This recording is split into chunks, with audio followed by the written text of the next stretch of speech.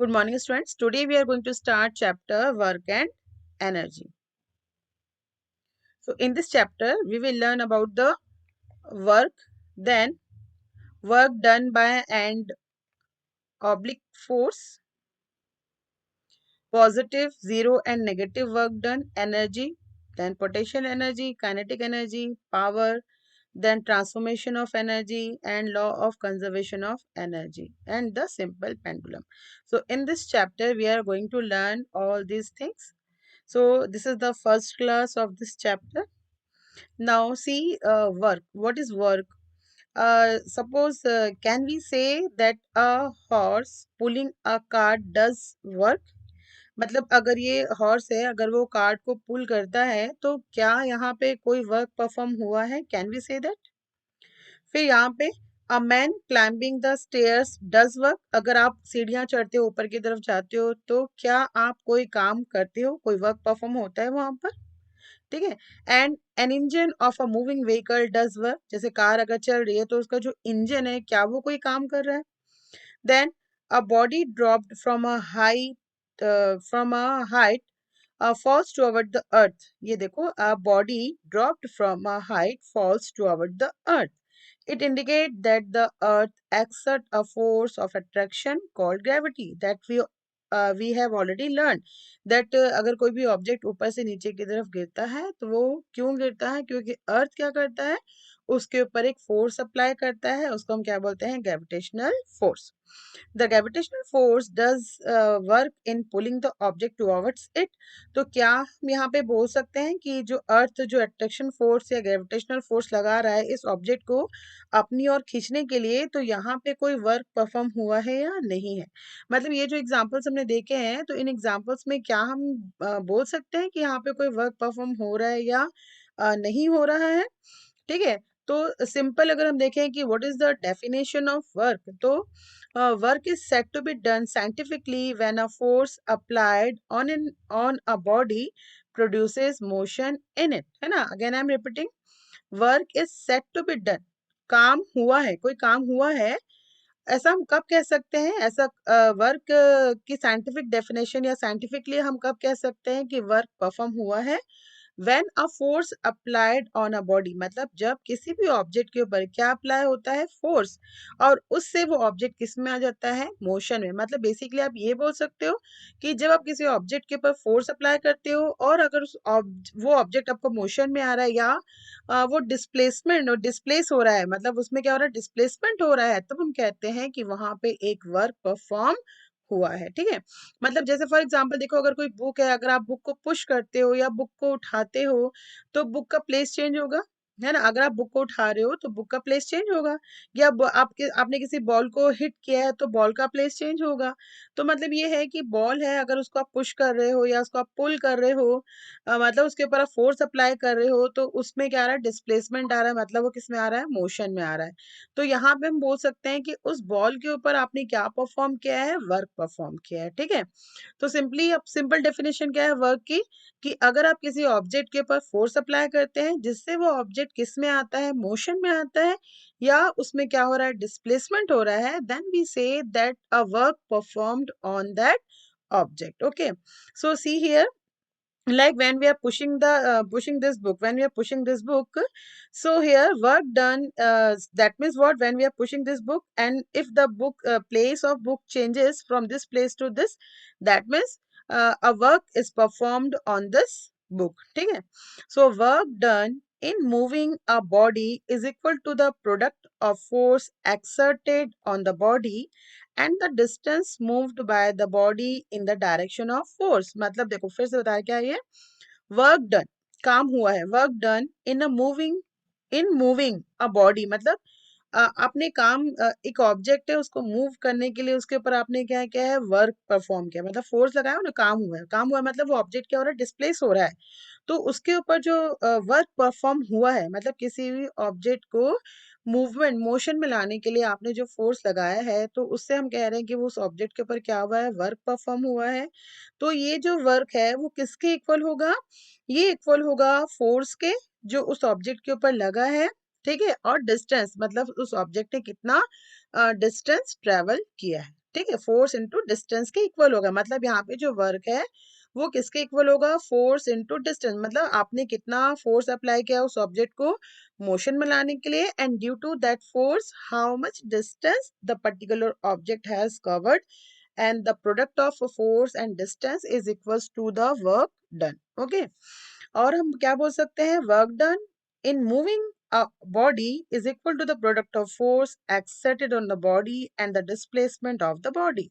ये जो हम बोल रहे हैं डिस्टेंस कवर किया ऑब्जेक्ट ने, तो डिस्टेंस कवर किया मतलब उसका प्लेस चेंज हुआ होगा, and that is what displacement, है ना। तो हम ये बोल सकते हैं कि वर्क डन, वर्क डन हम कैसे पता करेंगे कि किसी भी ऑब्जेक्ट के ऊपर कितना वर्क डन हुआ है, कितना वर्क परफॉर्म हुआ है।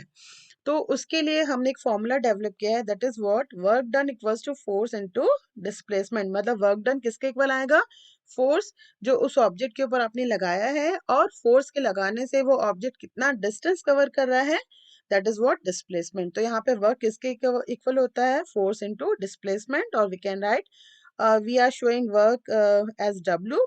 So W equals to F into S. F means force and S means what? Displacement. Now work is a scalar quantity. Work क्या है, स्केलर क्वांटिटी है, इसमें डायरेक्शन इंक्लूड नहीं रहता है। Work can be positive, zero और negative. Work जो है वो आपका पॉजिटिव भी होता है, जीरो भी होता है, और क्या होता है, नेगेटिव भी होता है। Negative work does not mean it is a vector quantity. Work done by friction is negative as the displacement is opposite to the friction. देखो यहाँ पे अगर आप वर्क डन मतलब क्या होता है कि यहाँ पे हम बोल रहे हैं कि वर्क डन जो है वो नेगेटिव हो सकता है। तो नेगेटिव मतलब ये नहीं कि उसमें डायरेक्शन आ रहा है कहीं पे, मतलब उसमें का वेक्टर क्वांटिटी आ रहा है, ऐसा नहीं कहेंगे। जैसे फ्रिक्शनल फोर्स को देखो, फ्रिक्शनल फोर्स के कारण किसी ऑब्जेक्ट पे जो भी वर्क डन होता है वो हमेशा कैसे होता है, नेगेटिव होता है ना। क्यों नेगेटिव होता है, क्योंकि हमने लोअर क्लासेस में क्या पढ़ा है कि फ्रिक्शनल फोर्स क्या होता है, is always opposite to the applied force. Frictional force is always opposite to the applied force. मतलब ये है कि जिस डायरेक्शन में आप फोर्स लगाते हैं, फ्रिक्शनल फोर्स हमेशा उसके अपोजिट डायरेक्शन में अप्लाई होता है। जैसे बुक का एग्जांपल है, अगर आप बुक को लेफ्ट डायरेक्शन में पुश करते हैं तो क्या होगा कि जो फ्रिक्शनल फोर्स है वो राइट डायरेक्शन में क्या होगा, अप्लाइड होगा, मतलब अपोजिट जाएगा। जिस डायरेक्शन में आप बुक को फोर्स करेंगे उसके अपोजिट डायरेक्शन में क्या आता है, फ्रिक्शनल फोर्स आता है। तो यहाँ पे जो फ्रिक्शनल फोर्स है वो कैसे हो जाएगा, नेगेटिव हो जाएगा, ठीक है। सो ऐसा यूनिट मतलब frictional force negative in the sense कि frictional, due to frictional force उस बुक के ऊपर जो वर्क हो रहा है वो कैसे हो जाएगा, नेगेटिव हो जाएगा। नाउ ऐसा unit of work is joule. Work को हम किस में मेजर करते हैं, जूल में। इसको सिंबल क्या है, जे। सो 1 जूल इक्वल्स टू क्या होता है, 1 न्यूटन, क्योंकि फोर्स का यूनिट क्या होता है, न्यूटन। तो 1 जूल इक्वल्स टू क्या हो जाएगा, 1 न्यूटन। मतलब अगर किसी ऑब्जेक्ट के ऊपर 1 न्यूटन का फोर्स लगाने से अगर वो 1 मीटर का डिस्टेंस कवर करता है तो उसके ऊपर जो वर्क डन हुआ है वो कितना होगा, 1 जूल, है ना। फिर से बता रहे हैं, अगर किसी ऑब्जेक्ट के ऊपर 1 न्यूटन का फोर्स लगाने से अगर वो 1 मीटर का डिस्टेंस कवर करता है तो उसके ऊपर जो वर्क हुआ है वो क्या होगा, 1 जूल हो जाएगा, ठीक है।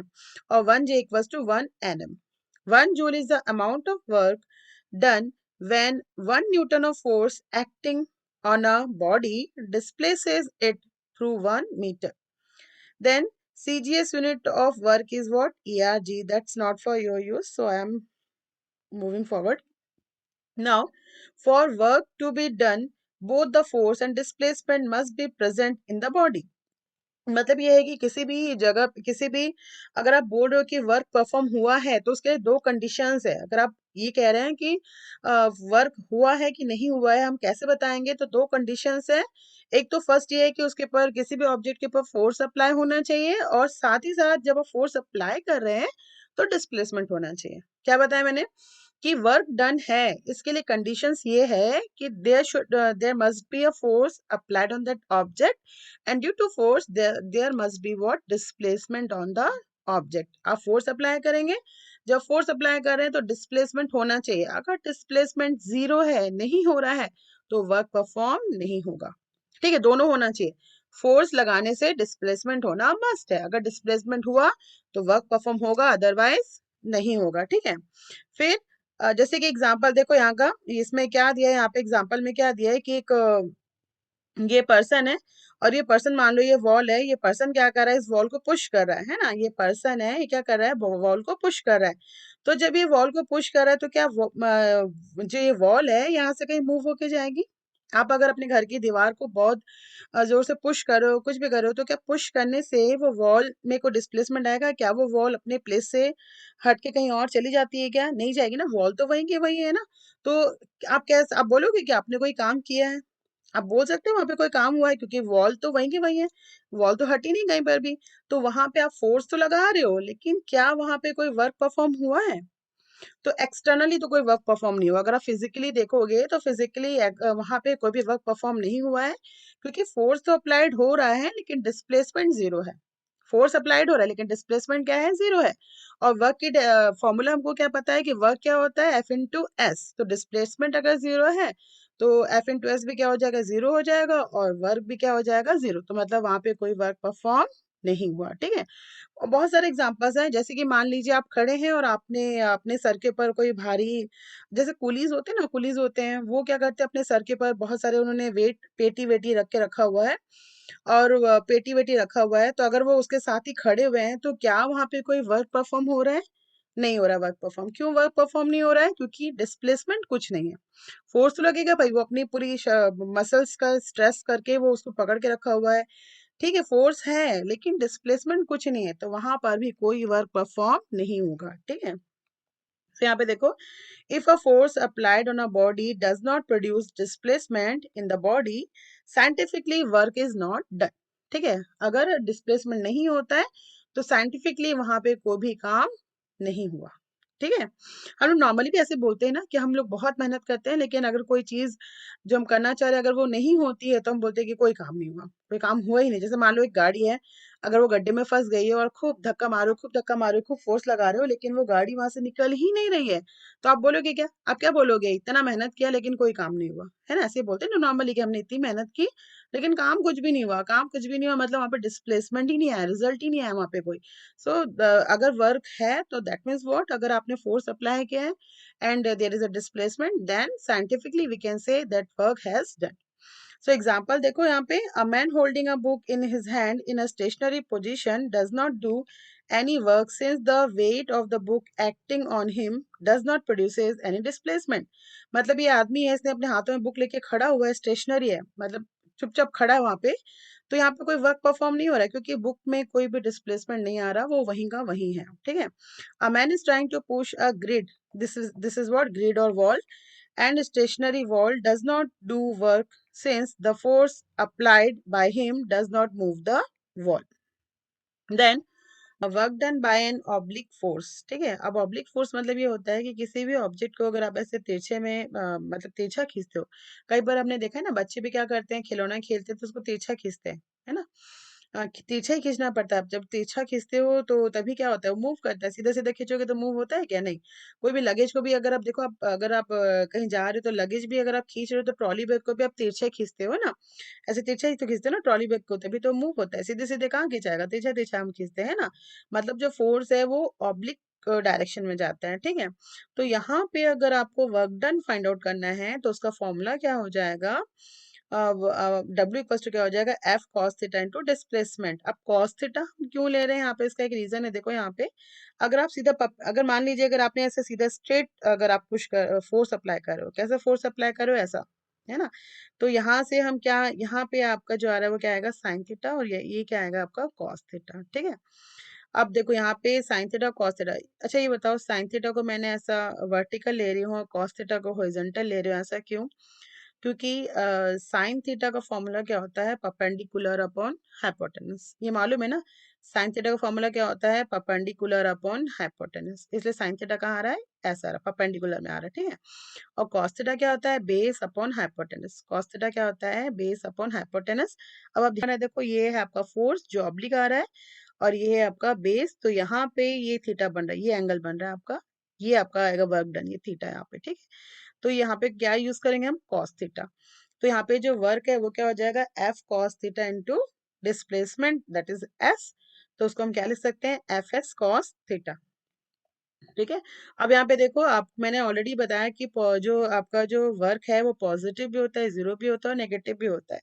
तो पहले देखो, the work done is positive if the force act on a body in the direction of its motion. मतलब ये है कि जिस डायरेक्शन में जो ऑब्जेक्ट है मूव कर रहा है, अगर उसी डायरेक्शन में उसके ऊपर फोर्स लगाते हैं तो उसमें जो वर्क परफॉर्म होता है वो कैसे होता है, पॉजिटिव होता है।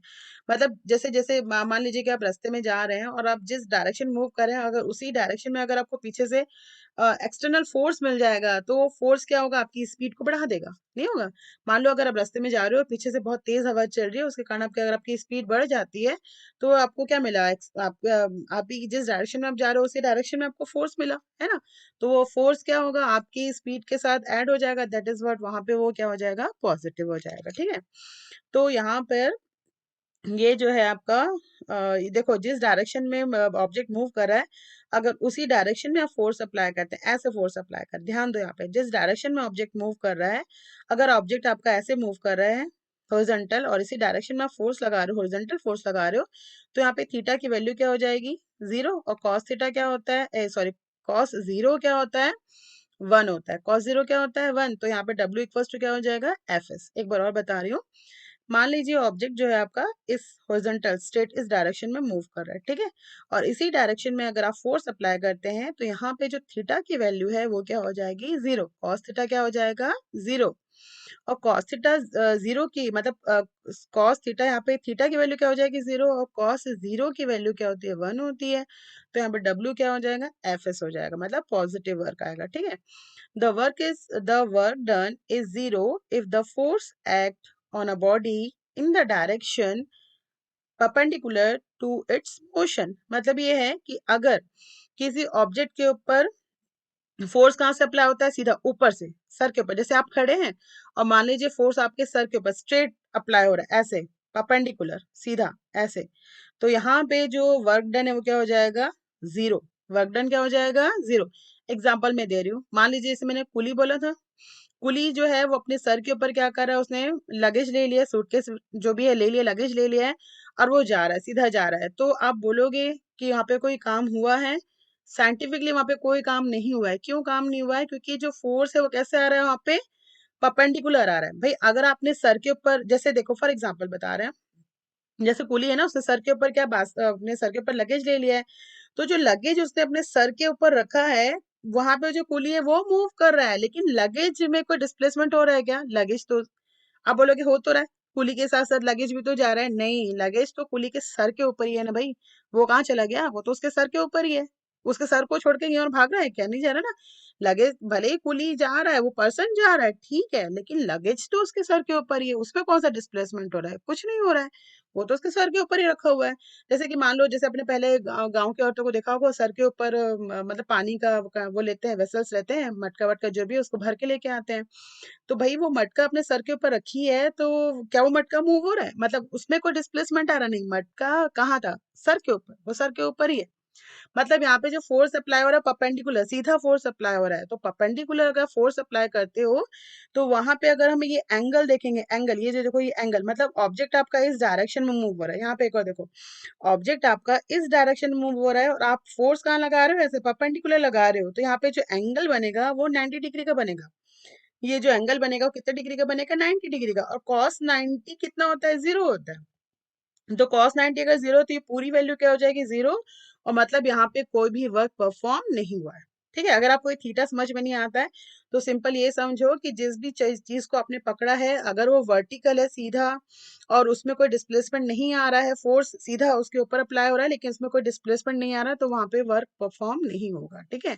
तो यहाँ पे cos 90 जीरो हो जाएगा, क्योंकि यहाँ पे एंगल कितने डिग्री का बनेगा, 90 डिग्री का। और वर्क क्या हो जाएगा, जीरो। नेगेटिव कैसे होता है, देखो, मान लो कि ऑब्जेक्ट किस डायरेक्शन में आ रहा है, इस डायरेक्शन में, लेकिन आप फोर्स क्या कर रहे हो, उसके अपोजिट डायरेक्शन में अप्लाई कर रहे हो। ऑब्जेक्ट कहाँ जा रहा है, सीधा इस डायरेक्शन में, मतलब ऑब्जेक्ट यहाँ जा रहा है आपका राइट में, और फोर्स कहाँ अप्लाई हो रहा है, लेफ्ट में। तो यहाँ पे ये देखो स्ट्रेट लाइन बन गई। अब ये स्ट्रेट लाइन बन गई तो यहाँ पे एंगल कितने डिग्री का बनेगा, 180 डिग्री का। और cos 180 क्या होता है, -1। cos 180 की वैल्यू क्या होती है, -1। तो यहाँ पे जो वर्क परफॉर्म हो रहा है वो क्या हो जाएगा, नेगेटिव। ये जो वर्क परफॉर्म हो रहा है वो क्या हो जाएगा, नेगेटिव। और सिंपल हम ये बोल सकते हैं कि जब जो वर्क है वो ऑब्जेक्ट के अपोजिट, मतलब ऑब्जेक्ट जिस डायरेक्शन में मूव कर रहा है, अगर वर्क उसके अपोजिट डायरेक्शन में अप्लाई होता है तो वो वर्क कैसे होता है, नेगेटिव होता है। ठीक है, चलो एग्जांपल देखो।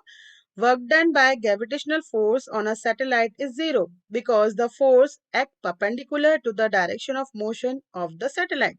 अब ये देखो यहाँ पे, ये जो है सैटेलाइट है, सैटेलाइट क्या करता है, अपने ऑर्बिट में घूमता रहता है ना। ठीक है, तो यहाँ पे क्या बता रहे हैं, work done by gravitational force, gravitational force कौन लगाएगा, अर्थ, है ना, on a satellite is zero, क्योंकि यहाँ से जो फोर्स है वो कैसे जा रहा है, परपेंडिकुलर।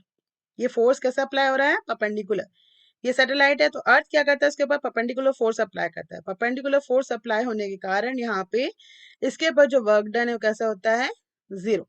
कैसा होता है, वर्क डन जीरो हो जाता है। ठीक है, similarly work done by the sun on the earth is zero. कैसे, देखो यहाँ पे ये जो अर्थ है वो अपने ऑर्बिट में मूव करेगा, लेकिन सन जो अर्थ के ऊपर जो फोर्स अप्लाई करता है वो भी कैसे होता है, परपेंडिकुलर।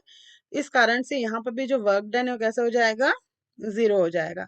या आपको इतना साइंटिफिक समझ में नहीं आ रहा है मैडम क्या बोली, तो सिंपल में एकदम इजी भाषा में बता देती हूँ कि भाई सैटेलाइट, एक कॉन्सेप्ट याद रखो कि अगर डिस्प्लेसमेंट जीरो है तो वर्क नहीं आएगा। ठीक है, एक चीज तो मैं बोल रही हूँ कि फोर्स अगर परपेंडिकुलर जा रहा है इसके ऊपर, तो यहाँ पे परपेंडिकुलर अगर फोर्स अप्लाई होता है तो वर्क डन क्या होता है, जीरो होता है। ठीक है, और दूसरी चीज मैं एक और बोल देती हूँ कि अगर डिस्प्लेसमेंट नहीं हो रहा है तो वर्क डन जीरो हो जाएगा। क्यों, देखो ये जो सैटेलाइट है वो पूरा अपने ऑर्बिट में मूव करते करते वापस कहाँ जाएगा, अपनी इनिशियल पोजीशन पे, तो जो वर्क डन है वो कैसा हो जाएगा इसका, जीरो, क्योंकि डिस्प्लेसमेंट क्या हो जाएगा, जीरो। ठीक है, लेकिन फोर्स भी याद रखना, फोर्स यहाँ पे परपेंडिकुलर लग रहा है, ठीक है, इसलिए जीरो है। जैसे ही अर्थ का भी है, अर्थ जब अपना पूरा एक राउंड कवर करके वापस अपने पोजीशन पे आएगा तो उसके ऊपर वर्क डन क्या हो जाएगा, जीरो, क्योंकि डिस्प्लेसमेंट क्या हो जाएगा, जीरो। और सिंपल ये है कि अर्थ जो है फोर्स परपेंडिकुलर अप्लाई कर, सॉरी सन जो है वो अर्थ के ऊपर परपेंडिकुलर फोर्स अप्लाई करता है, इसलिए वर्क डन क्या हो जाता है, जीरो। ठीक है, when we throw a ball vertically upward, अगर आप किसी बॉल को ऊपर की तरफ फेंकते हैं vertically upward, the work done by our force is positive where the work done by the gravitational force is negative. देखो अब यहाँ पे देखो, अगर आप किसी चीज को ऊपर की तरफ फेंक रहे हो, है ना, ऊपर की तरफ फेंकते हैं तो वो क्या होगा, उसके ऊपर जो वर्क डन है वो पॉजिटिव होगा क्योंकि बॉल ऊपर की तरफ मूव करेगी। लेकिन जो अर्थ है वो उस बॉल को नीचे की तरफ अट्रैक्ट करेगा। अगर आप किसी चीज को ऊपर की तरफ फेंकते हो तो उसके ऊपर जो वर्क डन है वो पॉजिटिव है। बट अर्थ क्या करता है, due to gravitational force earth attract the particular object towards it, and that is what in the opposite direction. That means what, earth applied the force on that object in opposite direction of its motion. So here the work done by the earth on that object is negative. ठीक है, अर्थ क्या कर रहा है, जिस direction में वो object जा रहा है, ऑब्जेक्ट कहाँ जा रहा है, ऊपर अपवर्ड जा रहा है, लेकिन अर्थ उसको डाउनवर्ड अट्रैक्ट करता है, तो ये अपोजिट डायरेक्शन में हो गया। तो यहाँ पे अर्थ के कारण जो वर्क परफॉर्म होगा उस ऑब्जेक्ट के ऊपर वो नेगेटिव हो जाएगा, और आप जो फोर्स अप्लाई करोगे वो क्या हो जाएगा, पॉजिटिव वर्क में आएगा। ठीक है, when the ball falls back the work done by the gravitational force is positive। अब देखो, जब बॉल ऊपर तक गई, अब ऊपर से जाने के बाद अब उसका मोशन डायरेक्शन क्या होगा, चेंज। अब वो बॉल कहाँ आएगी, नीचे। अब बॉल नीचे की तरफ ही आ रही है और अर्थ भी उसको उसी डायरेक्शन में ही क्या कर रहा है, अट्रैक्ट कर रहा है। तो यहाँ पर जो वर्क डन होगा वो कैसे हो जाएगा फिर, पॉजिटिव। ठीक है, अगर कोई चीज नीचे की तरफ आ रही है और उसी डायरेक्शन में ग्रेविटेशनल फोर्स भी अप्लाई होता है तो यहाँ पे जो वर्क है वो कैसा हो जाएगा, पॉजिटिव हो जाएगा। ठीक है, चलो energy this part we will learn in our next class.